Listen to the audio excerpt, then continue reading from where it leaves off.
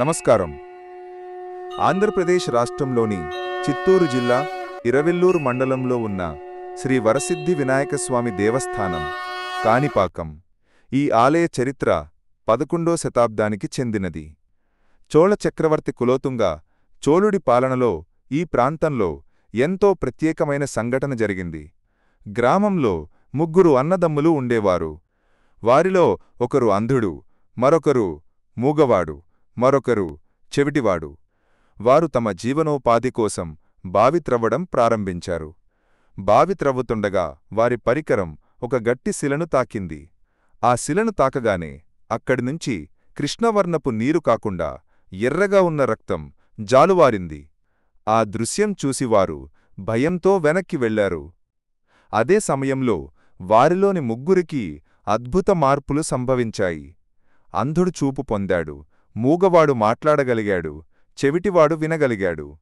ఆ శిల ఎవరూ కాదు, స్వయంగా భూమిలో నుండే అవతరించిన స్వయంభూ వినాయకుడి విగ్రహం. ఈ అద్భుతం గురించి తెలుసుకున్న రాజు తక్షణమే ఆ ప్రదేశాన్ని పవిత్ర క్షేత్రంగా గుర్తించి ఆలయ నిర్మాణాన్ని ప్రారంభించాడు.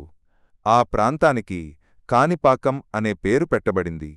ఇది 2 పదాల కలయిక. కాని అంటే తడినేల మరియు పాకం అంటే ప్రవహించే నీరు. ఇది నీటి ప్రవాహానికి మధ్య ఉన్న భక్తి క్షేత్రం. ఈ ఆలయంలోని ప్రధాన విశేషం ఏమిటంటే ఇక్కడ ఉన్న వినాయకుడి విగ్రహం రోజుకో అంగుళం చొప్పున పెరుగుతుందని శాస్త్రులు, ఆలయ అధికారులు, భక్తులు చెప్పడం. గతంలో చేసిన రజత కవచాలు ఇప్పుడు విగ్రహానికి సరిపోవడం లేదు.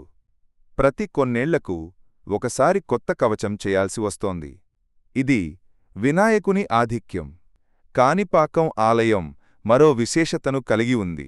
ఇది దైవన్యాయాన్ని ప్రసాదించే స్థలం. ఈ ఆలయంలో ప్రమాణ మండపం అనే ప్రత్యేక స్థలంలో భక్తులు ప్రమాణాలు చేస్తారు. 2 వ్యక్తుల మధ్య వివాదం ఉంటే వారు దేవుని సమక్షంలో నిజం చెప్పాలని ప్రమాణం చేస్తారు. ప్రతి సంవత్సరం వినాయక చవితి రోజున ప్రారంభమయ్యే 21 రోజుల బ్రహ్మోత్సవాలు కాణిపాకంలో ఎంతో వైభవంగా నిర్వహించబడతాయి. కాణిపాకం ఆలయం కేవలం ఓ దేవాలయం కాదు, ఇది జీవిస్తున్న ఒక అద్భుతం.